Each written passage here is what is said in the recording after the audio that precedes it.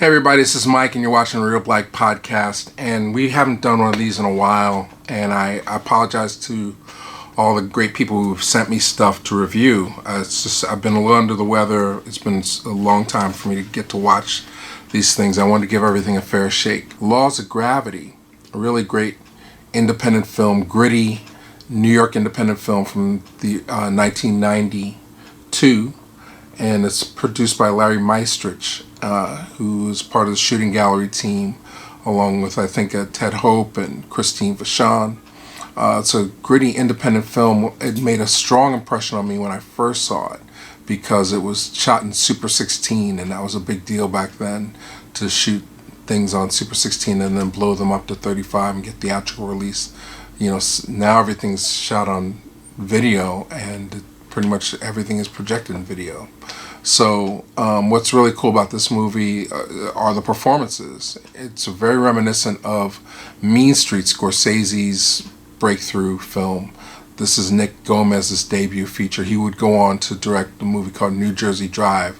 Walk Proud, which is making its home video debut. It was never on VHS to my understanding, and it's never been on DVD, so it's making its first appearance on home video on Blu-ray, courtesy of Kino Lorber. It's got some interesting interviews, some webcam interviews with Pepe Serna and Panchito Gomez, Luis Oreyes, and Irene DeBarre, which gives some insight into the making of the film. It's for those who don't know, Walk Proud was Robbie Benson was one of the biggest stars in Hollywood in the 1970s, and he was known for playing different types of ethnic roles. Walk Proud, he plays a Chicano, and a lot of people in the special features say, well, you know, at the time that's what they were doing. We can't really be mad at Robbie Benson because he chose to play this role. It gave jobs to 40 other actors who were Hispanic, and it's a gang movie, very early gang movie. I think around the same time a movie called Boulevard Nights came out, and Zoot Suit, which has a lot of the same actors. So out of the three, this may be the least known, least seen. If you're a completist, I recommend it. Otherwise, you know, it feels like a TV movie. Let's see, Girl on a Motorcycle. I saw years ago and I loved it. This time I watched it and it literally put me to sleep. It's a Jack Cardiff movie. It retains the audio commentary from, I believe, the Anchor Bay release, but it does not have the same special features. I think Girl on a Motorcycle, when it was out on Anchor Bay, had a short documentary which has now been lifted over to the Criterion Black Narcissus DVD. So that short documentary about Jack Cardiff, who is the cinematographer and director of this film, and he shot a lot of movies for Powell and Pressburger. This movie is mainly remembered because Marianne Faithfull just has a tendency, as you can see from the cover, of just showing up naked for no reason. Every 5 or 6 minutes there's a nude scene. So if you're a Marianne Faithfull fan or a fan of 60s British movies, this is worth checking out. It doesn't hold up, in my opinion, to when I first saw it, but it's great to know that it is out now on Blu-ray from Kino Lorber.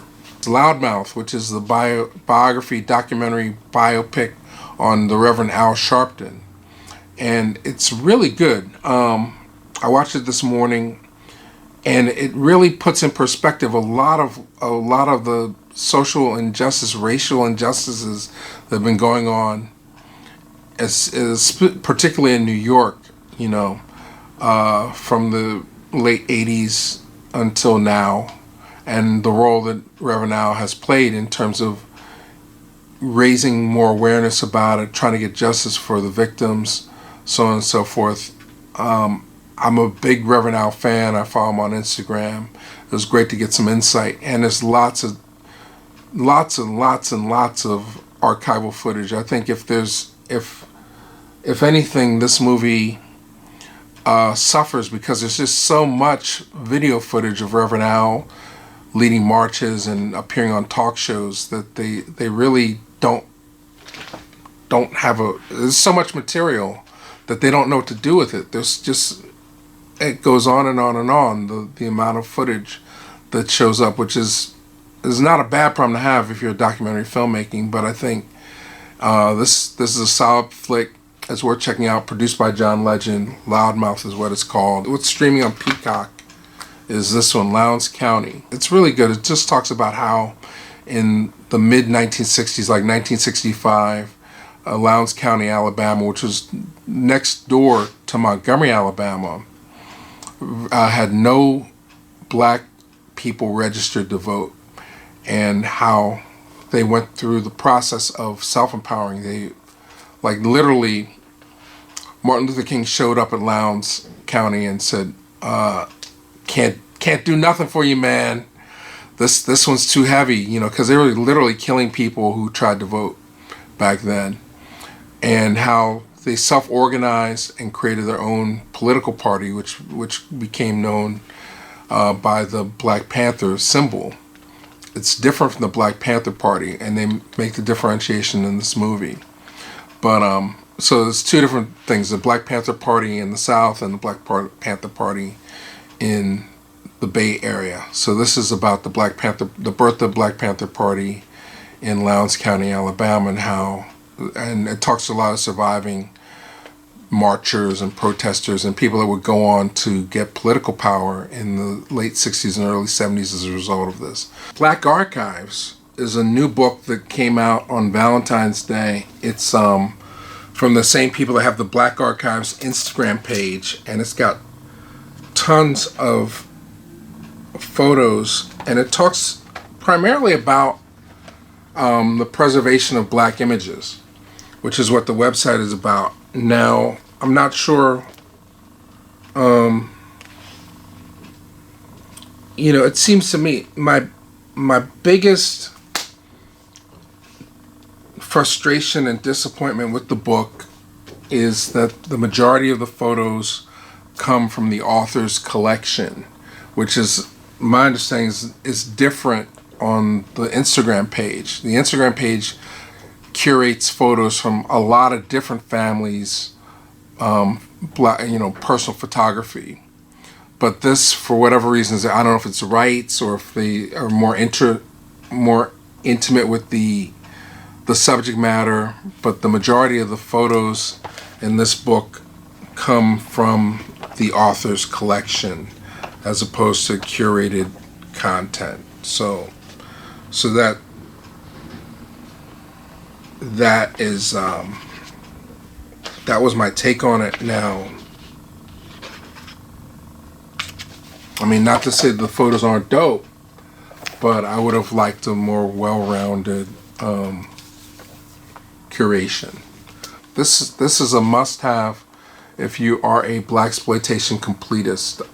The packaging doesn't give you much to shout about, but Savage, Final Come Down, and TNT Jackson, 3 New World Pictures releases were just released to Blu-ray in brand new transfers, and they're not the best movies in the world. Don't get it twisted. Don't have me saying that these are great movies, but these are great prints, and it's a limited edition. 1,500 copies were pressed, and you can get this exclusively at shoutfactory.com. Let's see. And then moving over, also on 4K, Belly, which is not a great movie in my opinion, but a beautiful film to look at. And it's on 4K Blu-ray. New transfer. Check it out. As is, for the first time on Blu-ray, Just Another Girl on the IRT. The DVD has been out of print for over a decade. VHSs are kind of hard to come by. This is a brand new transfer. It includes commentary by Leslie Harris and a short documentary. So for those who've been waiting for this, I'm proud to let you know that it is out there now.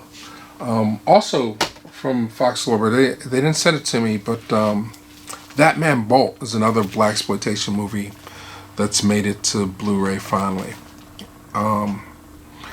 From our friends at MVD Visual, we have a few things. In retro packaging, Last American Virgin, which I think I talked about when Panther came out, but if I didn't, it's here again. Haven't watched it yet, still sealed. Voodoo Macbeth. We talked to Inger Tudor, the young lady on the cover, about this movie when it was in theaters late last year. It's now out on Blu-ray from MVD, and it's basically it's about Orson Welles' production of Macbeth, which was labeled Voodoo Macbeth, and the behind the scenes of it. What's interesting about this film, it had 10 directors, all at University of Southern California, and it's worth checking out. Let's see. Cant Be Stopped on Blu-ray. If you're into graffiti culture, Cant Be Stopped is a great documentary. Before you buy it, you might want to preview it. Right now, as we speak, you can watch it on YouTube for free. But Cant Be Stopped is a graffiti clique, the Cant Be Stopped crew. They made a documentary about it. Urge you to check this out.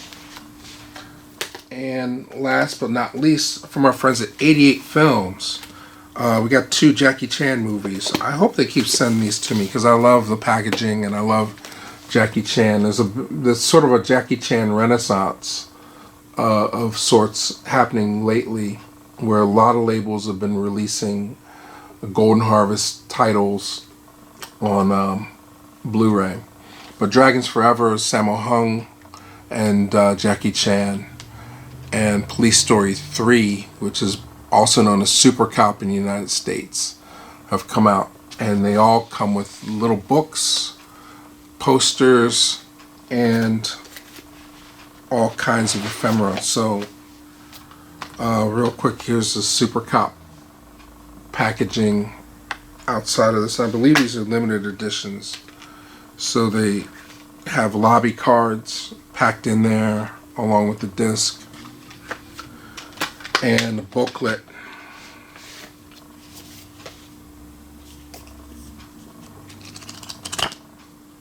And a poster.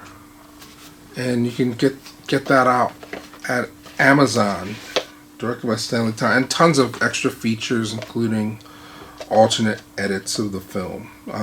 Super Cop had an American and a British release. I'm just double checking while I'm talking to you.